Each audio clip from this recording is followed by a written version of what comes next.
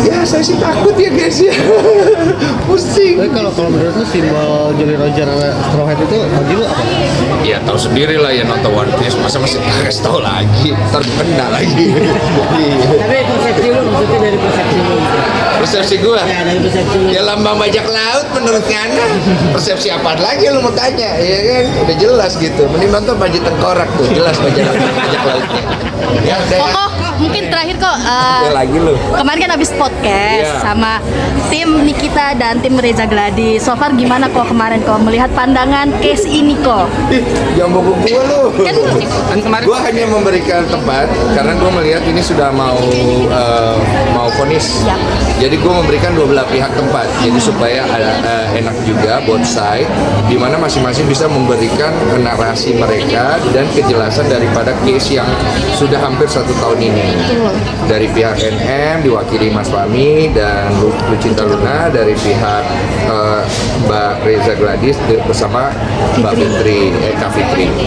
Saya pikir sih narasinya sama-sama punya kekuatan, tapi memang kalau komentar memang pro ke arah NM-nya lebih banyak kan. Tapi ingat ya, maksudnya peradilan dengan opini publik itu tidak sama.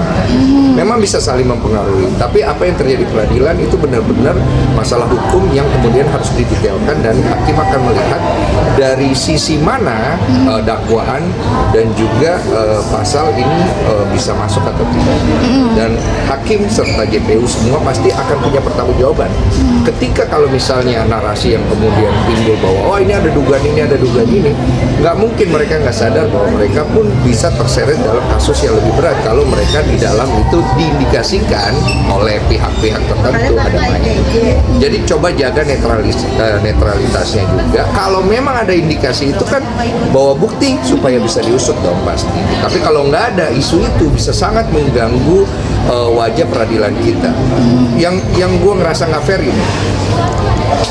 Jangan peradilan kita itu disamaratakan untuk semua kasus-kasus di mana pernah ada oknum-oknum yang bersalah dalam hal ini. Karena kalau disamaratakan, terus kita mau pakai wajah peradilan yang mana? Sedangkan peradilan kita itu kan sebenarnya harus menjunjung tinggi yang namanya keadilan, sila kelima, keadilan sosial bagi seluruh rakyat Indonesia. Oleh karena itu, jangan peradilan kesannya gara-gara satu hal, oh peradilan yang ini juga nggak beres, peradilan yang ini nggak beres, jangan gitu juga gitu.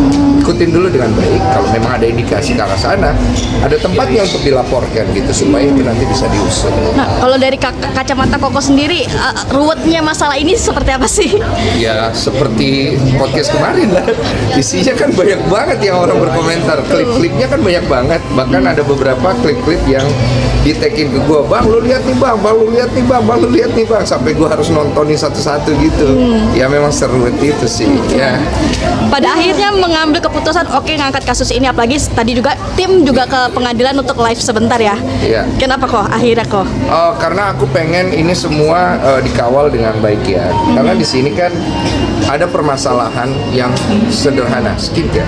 Skincare ini yang kemudian menjadi keresahan banyak konsumen yang merasa mereka terindikasi mengalami kerugian karena overclaimnya, karena tidak berbadan BPOM-nya, karena hidroquinonnya. Sampai gue paham nih begini semua.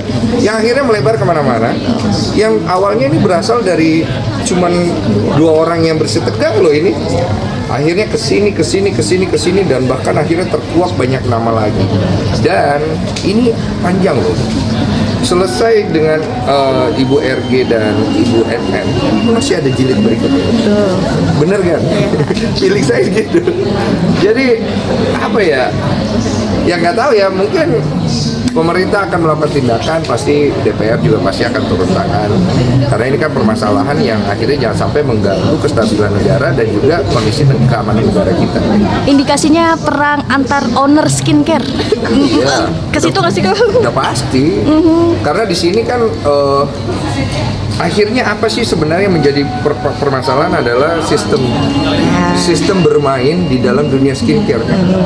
Nah sistem bermain ini harus dirapikan gitu, sehingga nanti para pemain bisa mainnya itu lebih bagus. Itu aja sih. Kalau bisa ngelihat ke arah sana, supaya jangan terjadi lagi hal-hal seperti ini. Ini sebenarnya buang waktu aja.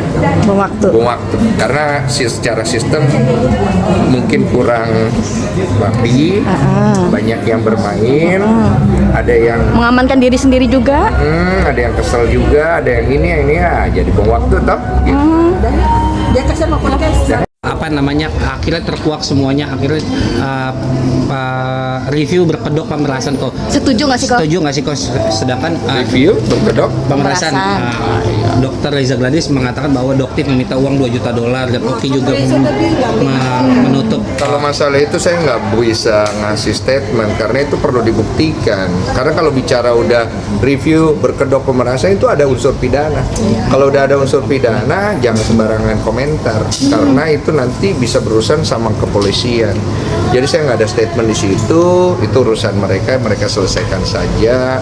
Masyarakat sudah pada pinter-pinter kok menilai. Gitu. Cuma poin yang paling saya pengen gariskan adalah kalian memilih sesuatu jangan sembarangan, supaya kalian jangan merasa kalian ditipu juga akhirnya gitu. Jangan gampang termakan bumbu-bumbu yang mungkin berbau flexing atau berbau murah atau berbau luar biasa, diskon dan lain-lain. Karena segala sesuatu itu kalau terlalu banyak bumbunya biasanya isinya tuh kurang gitu. Jadi itu aja sih. Kok terkait Nikita Mirzani mempunyai bukti di flash disk dan di Suara ruang itu sidang, gimana tapi ketika di tidak podcast? diputar di ruang sidang kok. Seperti apa kok? Kemarin seperti. Ya nggak seperti apa ya, nggak diputar ya mau gimana ya. Tapi lu penasaran juga nggak sih kok mungkin? Saya udah dengar kan udah, itu ada yang tersebar itu katanya di sosmed. Percaya kok. Gimana kok? Responnya? Percaya, maksudnya Iya. percaya atau enggak? Iya. Wah saya nggak bisa bilang percaya juga karena ini kan semua kalau ada bukti gitu harusnya di peradilan dan harusnya dibuktikan. Kalau misalnya hanya di sosial media kayak gitu, kita nggak bisa bilang benar atau enggak gitu. Tapi hakim tidak mau memutar kok buktinya Nikita Mirzani kok. Seperti apa? Saya nggak tahu itu mesti tanya hakimnya. Udah dia mau ke podcast. Yang pendapat. Gue belum bisa ngasih komentar sih, karena Timothy itu selalu bermain game of attention kan. Gue lagi nunggu kejutannya beliau nih. Cuma udah berapa hari nggak nongol ya. Kejutannya mana gue tungguin gitu. Soalnya kan udah dibahas sama banyak orang termasuk akun-akun besar ya. Maksudnya udah dikasih reaction. Jadi aku kayaknya nggak perlu ngasih reaction lagi karena udah di banyak yang lain. Aku nunggu kejutannya aja sih sebetulnya. Tapi kecewa nggak sih kok dengan statementnya yang mengatakan Jib itu goblok? Saya Gue tanya ya. Kalau saya ya, saya nggak peduli omongan orang, mau siapapun yang ngomong, karena menurut saya omongan dia tidak bisa bias saya. Karena apapun yang dia ucapkan, kalau buat saya tidak memiliki makna yang positif untuk mengencourage seseorang menjadi lebih baik, buat saya itu tidak perlu didengarkan dan juga tidak perlu dikasih reaction. Kalau saya ya, kenapa? Karena itu tidak ada untungnya. Tapi ada orang yang mungkin melihat bahwa ini kalau nggak di stop nanti bisa jadi kemana-mana, itu juga nggak bisa disalahkan.